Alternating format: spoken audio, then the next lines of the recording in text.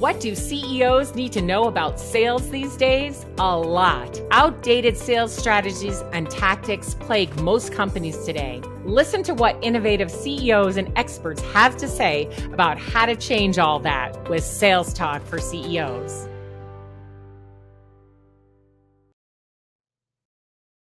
Are you preventing sales?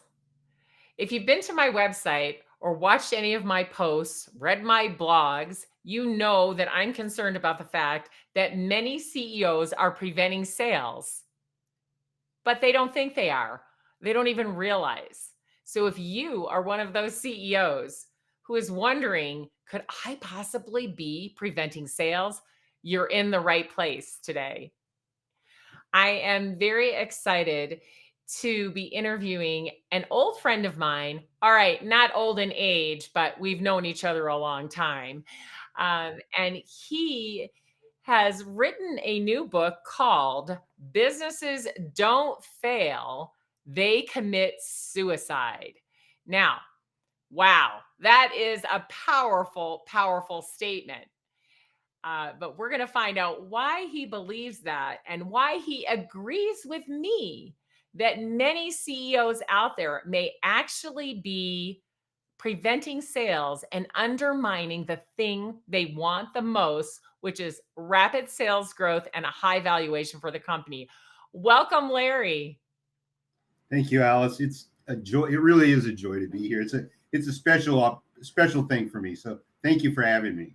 Well, I'm so excited that your book came out. I was ecstatic when I got a pre-copy by email, and then I got my signed copy in the mail, and excited about that. Can't wait to tear into it. I've read just briefly through it, but I really want to hit on some of the points that are important to the CEOs listening and all of those who support the CEOs listening.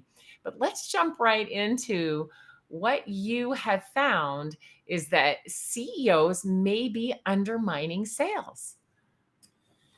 Yeah, there are some very specific points and there's some generic points. So I like to start with kind of the overarching big picture generic problem that most CEOs don't quite grasp. It's what I call clarity of purpose. And you have to believe, first of all, that the organization is there to serve a need to a consumer. Whether that consumer is a person or a business, you're there to deliver value. And that value should be what your entire organization is focused on. Right. Delivering value. When they focus on revenue, you can't focus on value. You focus on profit or dollar amounts or the size of the sale. The more you can focus on ensuring value, the more money you're going to make. Oh my gosh. Okay, I want to pause right there because there is nothing more important than what you just said. I say it a tiny bit differently, but it's exactly the same thing.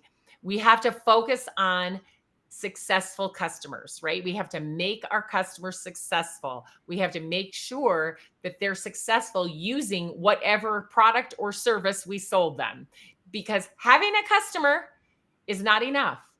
The Right. customer needs to be successful, which means you have added the value. Otherwise, what is the point? This is so great because you're like my shill. I call, everybody talks about the win-win, right?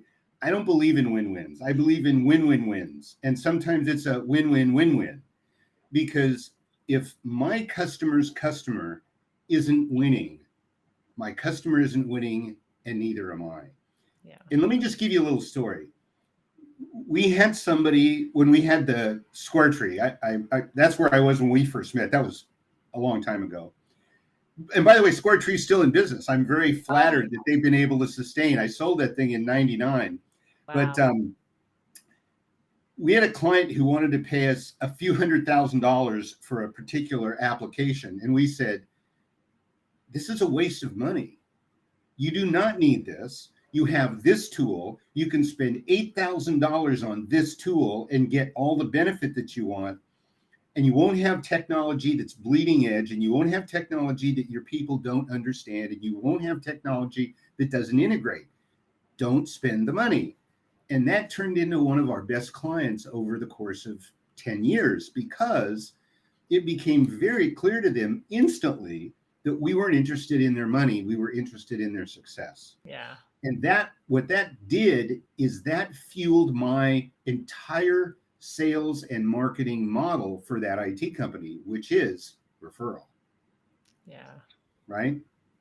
And that's why I have the assets and the wealth and the good life I have, is because of that, the embrace and commitment to that belief that my job is to deliver value. And if I'm not doing that, it doesn't work. So clarity of purpose. And how does clarity of purpose and value fit? Well, there are three pieces to it. The first piece is, here's the value this is piece number one. Here's the value we deliver, and here's who we deliver it to, and here's how we deliver it. That's the first piece of clarity of purpose. If you don't know who your market is, or what the value is, or how you're going to get it to them, you don't have clarity of purpose. The second is, how do we want to treat ourselves and our employees, our vendors, and our customers? It's the culture, it's your values, it's how you behave. And this is perhaps the most critical asset for any organization because, and I say this, we're putting a package together to do this. There's only one thing you have that your competitors can't replicate. Only one thing: your staff. They can buy everything else and do everything you do and sell it for half your price. But if your staff takes care of people in a way that they like doing business with them, that's an unbeatable competitive advantage. And the third is, you have to have a reason for people to want to be in the company. So you have to have something that you can say, come to this company, work for us, and be a part of something that's bigger than you that you care about. So let me give you an example. One of the companies that I work with, and full disclosure, I'm on the board, and it's a pretty good sized company for what it is. It's an educational company. It's a public educational, publicly funded, 80 million budget, 500 employees, 8,000 students. We have a goal of changing the way education works in this country. People come to work for us because they want to be part of that. They feel the education system isn't serving their children and isn't serving their community. And we have business people that participate because they feel it isn't serving the workforce and giving them properly prepared people to come work. So that's that third piece. You've got to have something that makes people want to come and be a part of it and feel like they have a role in your success, which leads me to another point that I know is near and dear to your heart. Every employee is a salesperson. And if you don't have people who are committed to what that organization's trying to do, committed to the success of the customer, and willing to behave in a way that the organization says this is how we treat people, then you don't have the right employees. And when you do, this is like warm butter and a hot knife. It's just amazing when you see it. Yeah.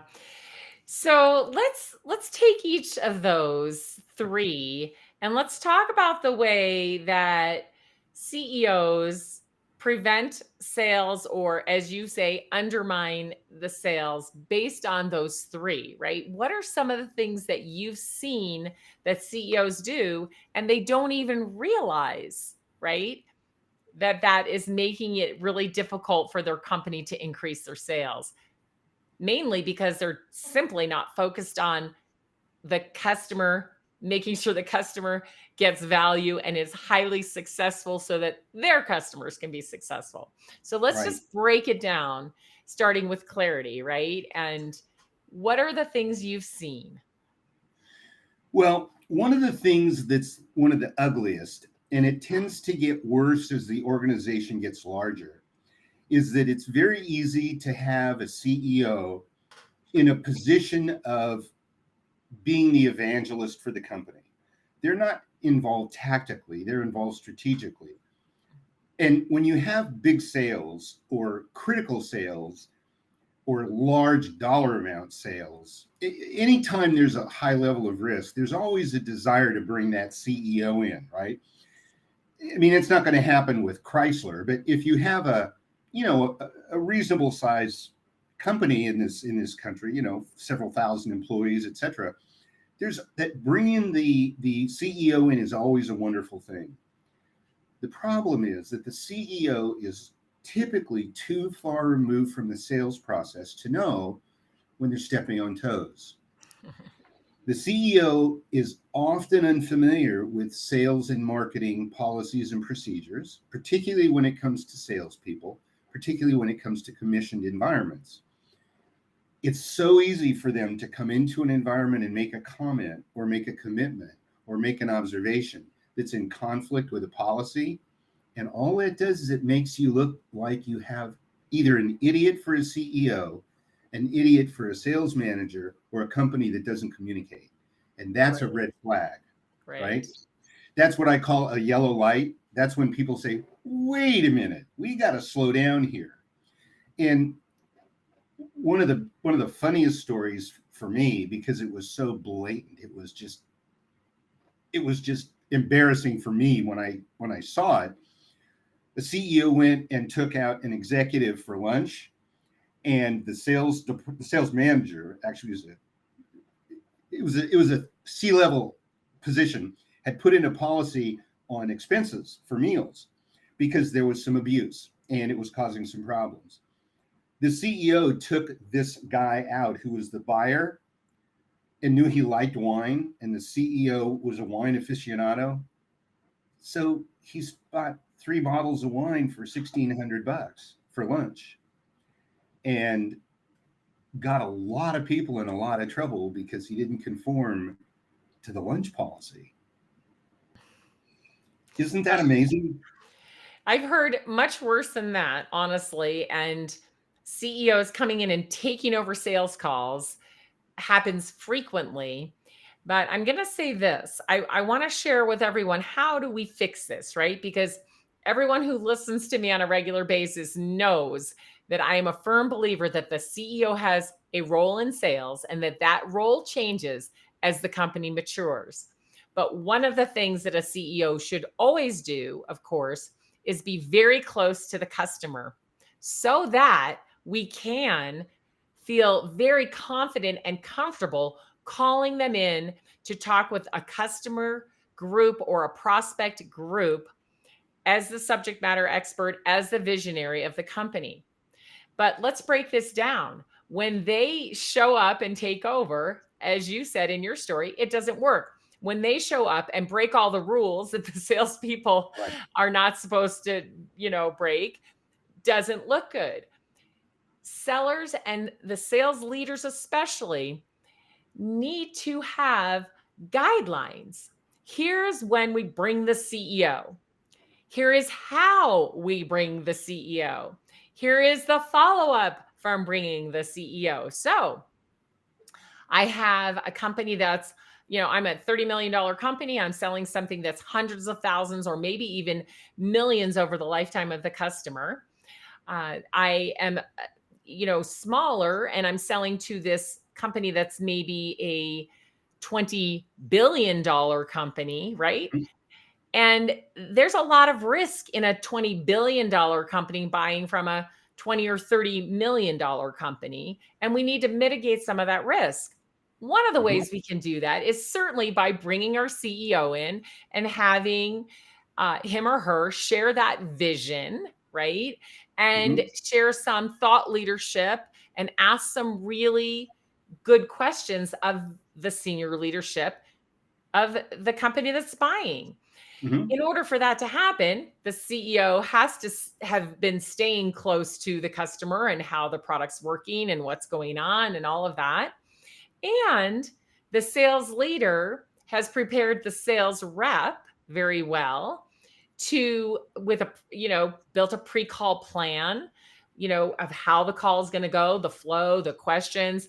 who's going to be doing which part of the call. And they have a meeting with the CEO prior, right? And go through that call plan Right. and tell the CEO what role they want the CEO to play, what questions they'd like the CEO to ask, and what type of information they'd like the CEO to deliver. The CEO is also completely briefed on who that company is, why we can solve their problem, who are all the people involved, right? So now the CEO walks into a situation with the seller and maybe another subject matter expert and the VP. They're on the call with several of the people involved in making the decision from the buying side. And now we have a great call. We put our CEO in a great light. The CEO delivers value, right? Imagine that. And we look really good. We've mitigated some of the risk because we look strong in the eyes of that company that's buying from us. Right. And then after that meeting, imagine, right now, if we make sure that the CEO is connected to the other senior leaders and they have the CEO's contact information, know that they can reach the CEO, and the CEO might even write, a lovely note stating how wonderful it was to meet everyone and be able to understand their problems and their vision clearly, and we're delighted that we can help them. Imagine if it went like that instead of what you and I could sit here for literally hours and tell stories about CEOs who undermine salespeople, not deliberately, not on purpose, Right. certainly, and Certainly. who actually prevented the sale for not showing up the way they need to. So let's not do any of that. And let's instead have our sales leaders and our salespeople preparing our CEOs. All right, let's go for another one. What's another way that you've seen CEOs undermine the sale? Sometimes CEOs put pressure on a fulfillment department or a sales department to make sales when the fulfillment department isn't able to deliver. Yeah. So one of the clients that I had developed a stunning software package, and they were just getting the thing out. It was for governments, and it was starting to get popular nationwide. They had gotten a few key clients, and they suddenly got a whole bunch of demand for this product. And it was a very, very complex product, and it was a very large implementation period, almost like an ERP system back in the 90s. That kind of level of complexity. You pay $5 million for it, and it takes $5 million more to get it up, Yeah. configured, and installed. And they were pushing for sales, and the sales department was making the sales, but the fulfillment department didn't have the staff to fulfill. They couldn't hire them fast enough. Sales was making time commitments that weren't realistic. When fulfillment hired people, they needed to be trained. So they ended up doing three things. First, they failed to deliver equipment when the salespeople said it would. Second, they were failing to implement when the implementation was scheduled. And third, they were implementing with bad implementation, so the systems were failing. And they lost several multi-million-dollar clients because of primarily what happened was they started pushing out and saying, we can't do this. Yeah. Because when you're into somebody already, it's hard for them to say no. So they started pushing back on the front end before the sales were consummated, and people said, no, we're going to cancel. We don't want to wait that long. And they just got out of sync. And it was because the CEO is pushing for revenue. Right. Well, and oftentimes CEOs do push for something, and that is their job to some degree without really understanding the complete impact of it. Right. Right. And I see it every day. I see CEOs who want sales to just go sell. They want scale. They want that hockey stick effect, right? They want sales to shoot up. And they say things like, don't worry about capacity. That's a good problem to have that we don't have capacity. We'll get the capacity if you go sell the stuff. Well, as you and I both know, capacity cannot catch up with sales typically. And that capacity is an investment that has to be made, and the sales have to be in tandem or at least not too far ahead of that capacity building. as you and I both know, when a customer's unhappy, they tell a lot of people. Everybody internally hears about it for sure, and probably many people externally hear about it as well. So we don't want to get a bad reputation. And I've heard CEOs say things like, "Oh, people have short memories. It's no big deal. They'll get over it. That's not going to hurt our sales. Just go out there and keep selling." Not true. People don't have that short of a memory, and they do spread the word. So we are not doing the first one, which is building successful customers, when we outsell our own capacity. And that is truly a sales prevention, department, when your capacity cannot fulfill on what sales is asking them to do. And it really disappoints the customer and just makes everybody's life so hard. It So ruins your reputation. absolutely. Absolutely. And it makes it hard for sellers to do their job because, first of all, they have this horrible feeling about the last company they disappointed to go into their next sale with, right? And it's hard to shake that. Right. And secondly, they're worried and don't believe that if they make this sale, it will be any different than the last time. So that holds them back, right? And then perhaps the company they're talking to has heard about what they did to this other company. So there's 3 strikes against them going out. So it's really important to understand capacity. And right, here's sales and here's capacity. It doesn't have to be right here, but it certainly can't be here. So that can definitely be a big sales prevention. Here's another one that comes up often for me, Larry, and I'm wondering if you've got some stories like this as well. Legal becomes the sales prevention department. So lots of big companies have contracts. Small companies have contracts. And on both sides, they're going to review the contract, right? And that takes a legal team. Well, lawyers are expensive. And so we don't want to have too many on our payroll or have to outsource too often to them because they are expensive. But then I hear salespeople telling me that their contracts are sitting in legal. So we look at the average sales cycle, the length of the sales cycle, and I'm starting to take that apart and say, well, which parts are taking so long? And then I get to legal and it's 2 weeks, 3 weeks, 4 weeks. When it's that up to 4 weeks, you're losing deals. Right. But it's certainly slowing everybody down. And then everyone's complaining about legal. But who is actually in charge of legal? The CEO.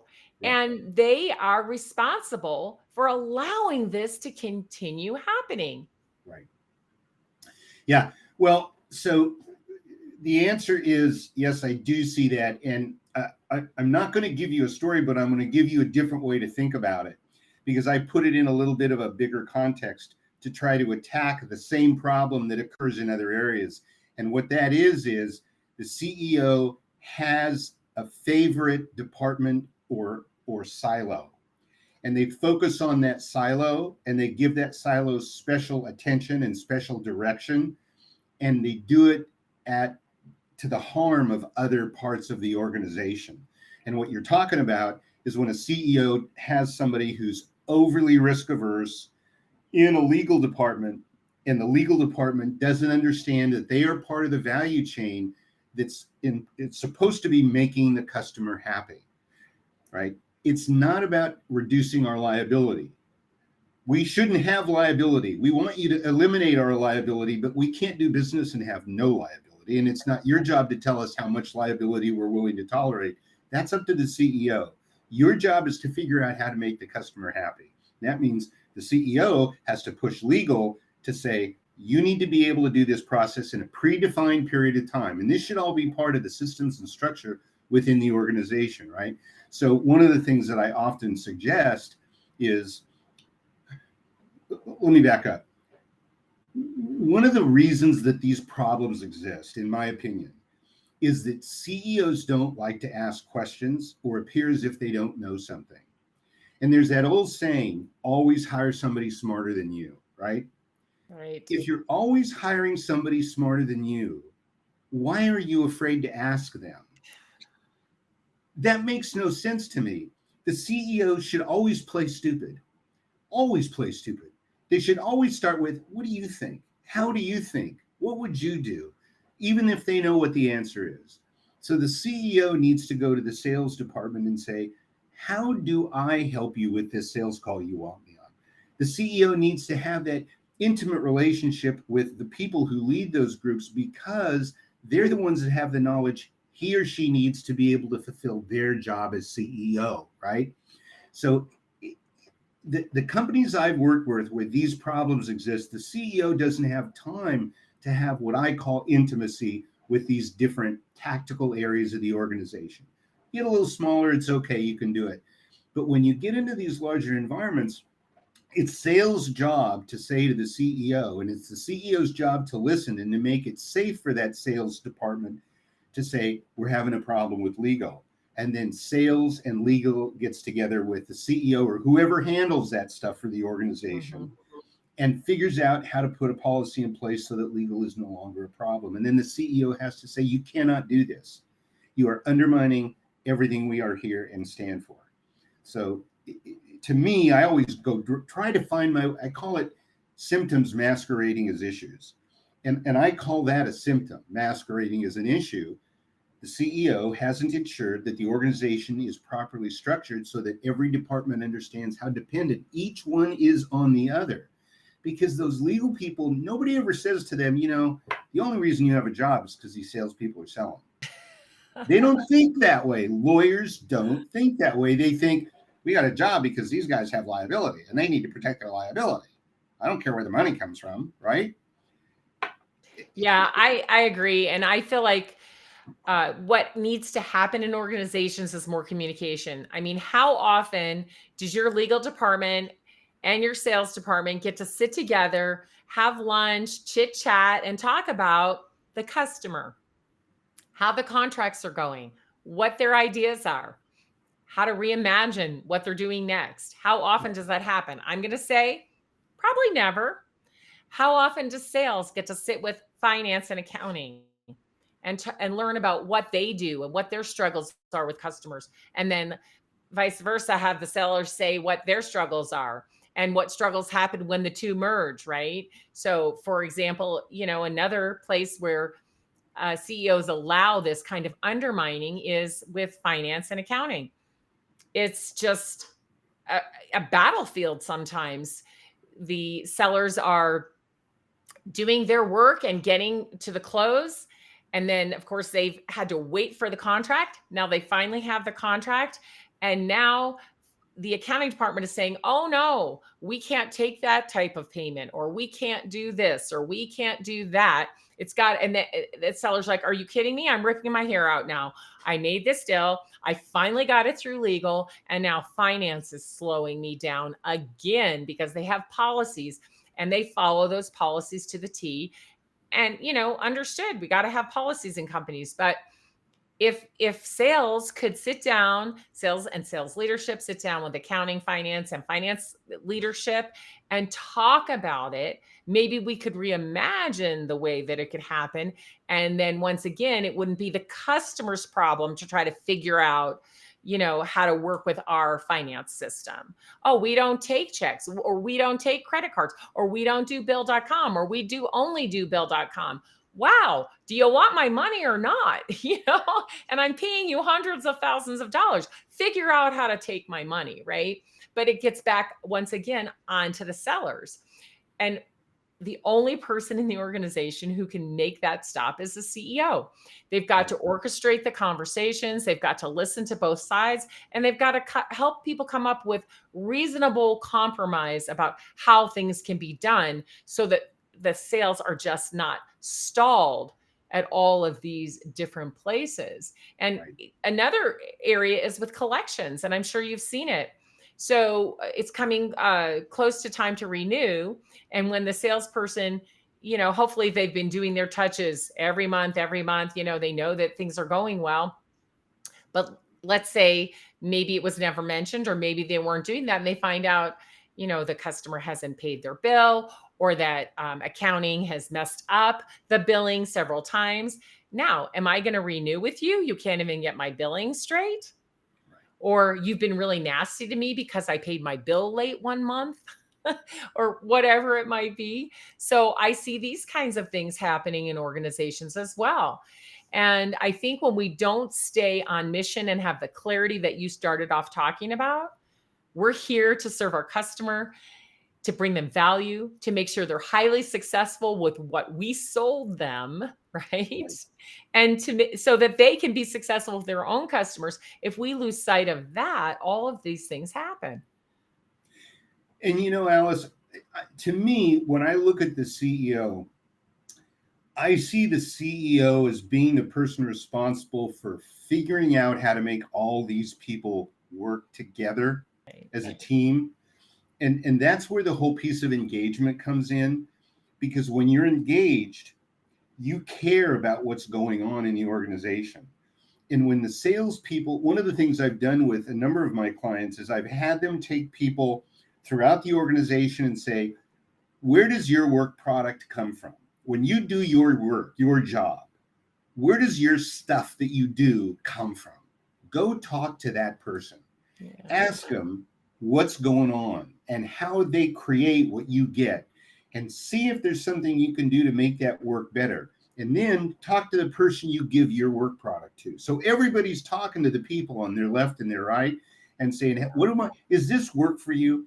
And if you do that, and if sales is in that chain, those needs will get communicated throughout the organization. But that only happens when the CEO says, I want you to understand, number one, why you're part of our sales team. Yeah. This is why. Because without this link, the sale doesn't happen. And it doesn't matter where you are in the link. If you break that chain, the sale doesn't happen. So you have to do your job well. And it's the CEO's responsibility to make sure people understand that, and then to provide the oversight, the accountability to ensure that those different areas of the organization are actually communicating and looking for ways to make each other's jobs easier, so that all the effort they put into serving the customer is with the least amount of friction. Not without friction, but the least amount. Why add friction, right? So to me, no, Larry, seriously, I just have to chuckle because, like, as a sales leader, my job is always to remove the friction, right? Yeah. Whatever I can do to remove the friction. But I can't remove the friction unless the CEO agrees that the friction should be removed, right? That's right. That's right. Yeah, one of the things that I am so very, very proud of is there's been a few times when I've come into clients who had been successful for many, many, many years, typically at least 20 years, often longer. And they've never had any losses, right? It's always been growth and profit. And suddenly they're starting to lose money, and they go, oh my God, what's going on? What's the problem? And then they have somebody who's in a leadership role who starts becoming a problem. And then they have a department that starts throwing politics into the mix. And then all of a sudden you got the world is in a turmoil.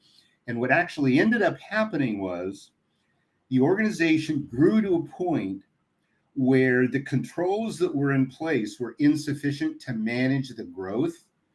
So when you put new controls in place, you end up reducing whatever flexibility was in the system. Yeah.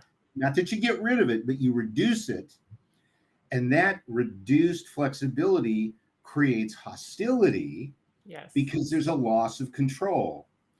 And that tends to do two things. It's the reverse of the Peter principle. The organization has grown beyond the capacity of the individual, right? It's not the individual promoted to their level of incompetence. It's the organization has grown to a size where the level of the individual is not competent to do the job. And the CEO's job is to be on top of all of this stuff. Yeah. And sales just happens to be the tip of the iceberg, right? That's what's sticking out of the water. Everything else is under the water. And if you take what's underneath the water, what happens to the iceberg? It goes under. Well, it's the metric, right, by which we live and die. Those sales numbers get reported every month, no matter what. But this just really takes me back to the main point, which is that every employee needs to understand their role in sales. So let's get real practical right now and give these CEOs some advice on how could they can make this happen. So just talking to them and telling them, "Hey, I expect you to understand your role in sales."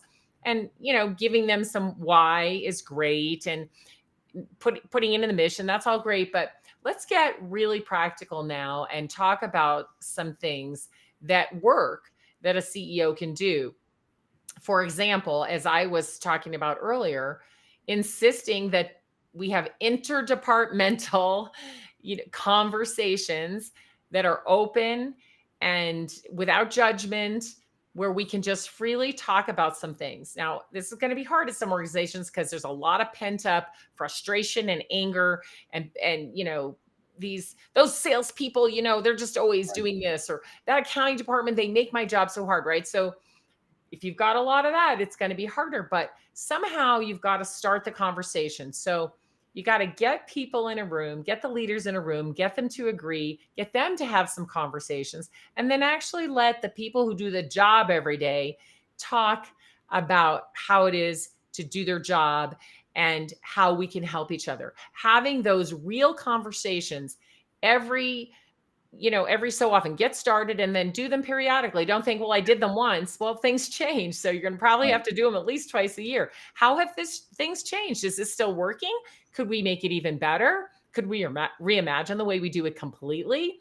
Right. So those conversations, what are some other things that you've seen work to help everyone in the company really feel that they do have a role in sales and that they can make or break these relationships that feed us, right? That bring in the revenue.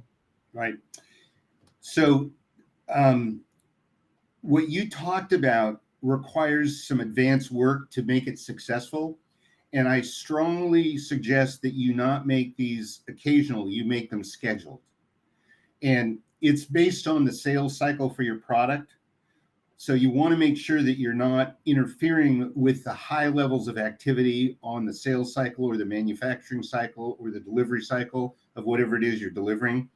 But let's figure out where the starting point is. The starting point is you got to have the right culture, because if you don't have the right culture, you can't say, this is our culture. We need to follow our culture and have open, honest conversations. That's the first step. The second step, and there's some overhead to this, but once you create it, the problems go away. This happened to me with a public television station that was one of my clients when they were transitioning from analog to digital, and they weren't sure about which digital to go with. And there were 3 groups within the organization.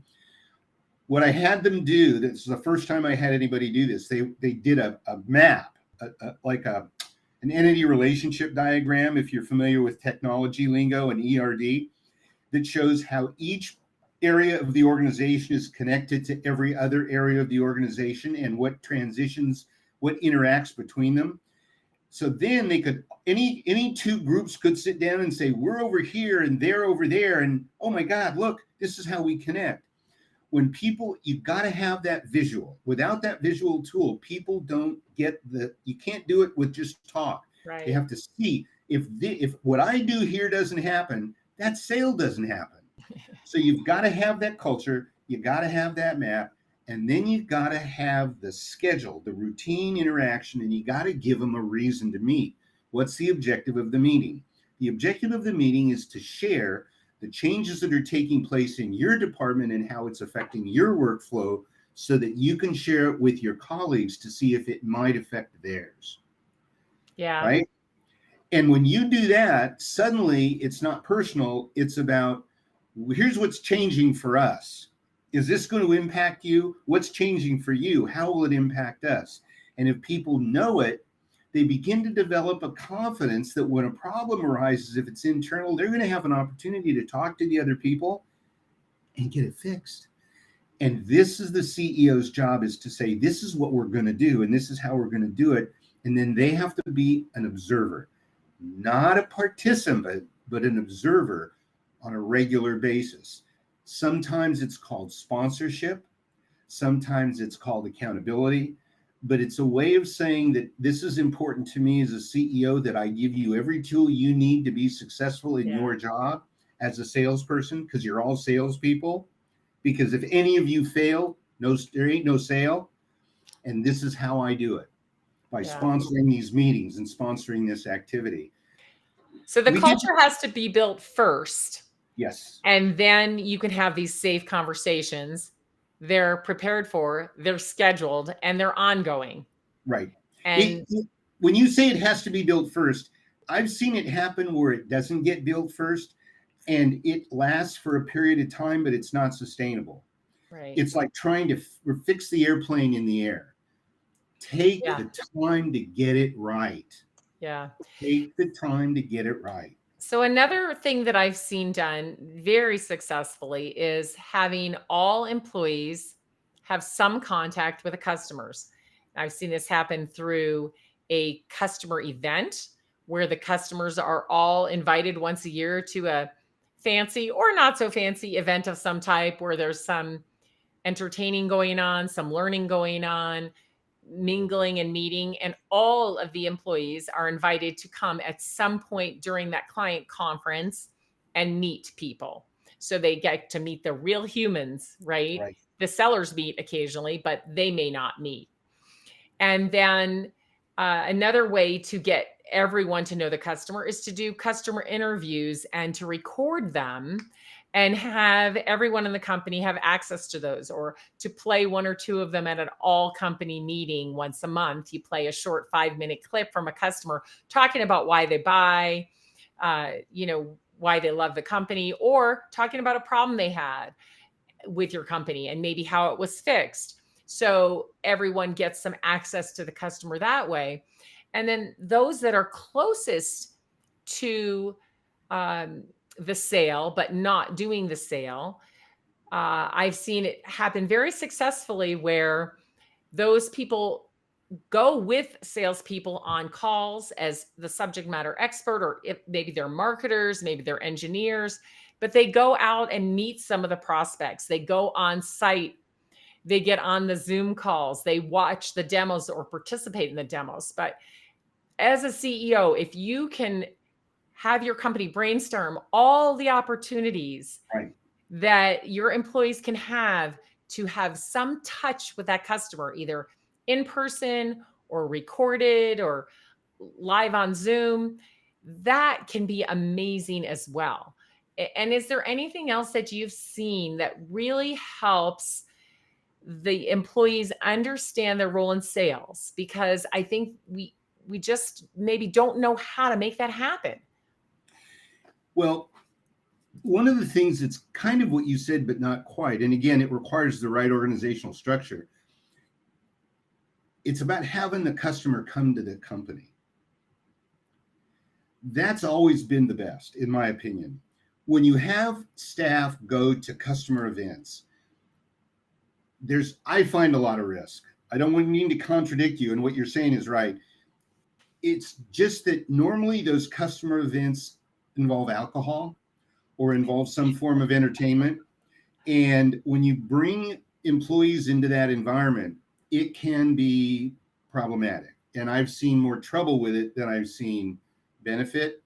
Where I've never seen a problem is when you have an open house and you invite customers into your office or your building. And that's where the real power is with this interaction. Because when a customer comes in and sees somebody who's doing some work, they go, oh my God, I didn't know that's how that happened. Or I didn't know that's how you did this. Or I didn't know this was done this way. And they start to have empathy for what you do. And the employee sees, oh my God, I have people who are actually appreciative of the work we're doing. So that's a different way to interact, right? Yeah. Because and so that's always my recommendation. If you can get your customer involved in the business of you doing business, you're getting so much more benefit because you're getting it on both sides of the aisle, as opposed to just Yeah. bringing the employee to the customer. Yeah. That makes And sense? I agree. If you can bring your customer for a visit, now, not all businesses fit that, right? There's Right. nothing to see when you come there, but still, people like to come to your office and be walked around to meet people, and these are the people who, in accounting, these are the people in engineering, and then sit in the conference room with you. They love that. If you have manufacturing, though, it's even better. They can walk around, let them have a chance to talk with people. Back to those client conferences, though, I do hear what you're saying, and we always want to put guidelines around how we act at events. Right. The kind of client conferences I've seen that are very strong are when there are clients coming together so they network and mingle as well. There are uh, day-long events with speakers and chances to interact, and it's a controlled environment. It's not just entertainment. Right. So I agree with you. Be careful on the entertainment piece, but having a client conference with sessions and panels and interaction, and your customers come and your employees come, is can be very, very highly effective. So I think all of those things that we've mentioned are positive ways to help everybody in the company know the customer better and understand their role with the customer, and like you said, have some empathy for them as well, right? So there are probably many more, and Larry and I would be, either one of us would be willing to talk with you about how you can help employees understand their role in sales. All right, so let's wrap this up with something that you do talk about in the book, and it speaks to some of the things we've been saying, but let's hone in specifically on mission statement and why incorporating your mission statement into everything you do, but into your sales process, which really is the buyer's process, right? What they're doing to Mhm. buy from us. How can that help attract customers? Well, first of all, people want specificity. When a client wants to buy something, they want to know that the person selling to them is selling what they want to buy. They don't want a bait and switch, or they don't want something close, or it's not quite what you want, but it'll do the job for you. When you use your mission statement to talk about the value you deliver, you're no longer talking about a product. You're now talking about, here's how you gain value. And this is the value we deliver to you, who we deliver this value to. So you're calling out a market, calling out a very specific market. So the people in that market go, oh, this is for us, and this is the value. You haven't even told them what product you're giving them yet, or what service you're giving them yet. But immediately they're like, they're talking to me, right? So it's very personalized, right? And the last piece is how we deliver that value to you. It's like, oh, they're really paying attention to my needs. So immediately you have just greased the chute. When people hear that, they feel like you are the company for me. And here's that's one side of it, but here's the other side of it. How many times have you gone to a restaurant and said, I like that thing on the menu, but could you do this for me? And usually they'll go, sure. Or you go into a store that's selling something and you say, I want that, but that's not quite what I want. Do you have something close? People want to have their problem solved. If they think you're talking about something that's close to who they are, or close to what they need, or close to what they want, they'll say, that's great, but I need something a little different. Can you do that? So it'll attract more than just the bees you're targeting. It'll attract everybody around them because of your clarity, because of your because you're speaking to a very specific piece of value to a very specific market in a very specific way. And it just, Alice, I talk about this stuff. I'm sure you've seen it. I've been watching this for 30 plus years. When people do this, sales just grow. It's like, what the hell is going on? All we did was change our marketing a little bit. It wasn't that much. We've been saying this stuff all the time anyway. But suddenly you get focused and you get clear and you get pointed, and people hear it different, right? Yeah, I think the mission statement is critical, but I fear that many, many companies do not have a mission statement that really speaks to the value they provide to those they serve, and it I doesn't agree. speak to their success. So, to use your mission statement in your marketing and sales, you would first have to go back and revisit that mission statement, right? As a CEO Oh, with your senior gee. team. Right, Larry? They have You to, might need some help with that, but they might need some help with that. if you buy the book, it's everything you need is in there, right? Right? So I think that understanding why you exist and who you serve is critical. And that needs to be revisited frequently. And everyone in the company needs to be able to state it. This is why we exist, and this is who we serve.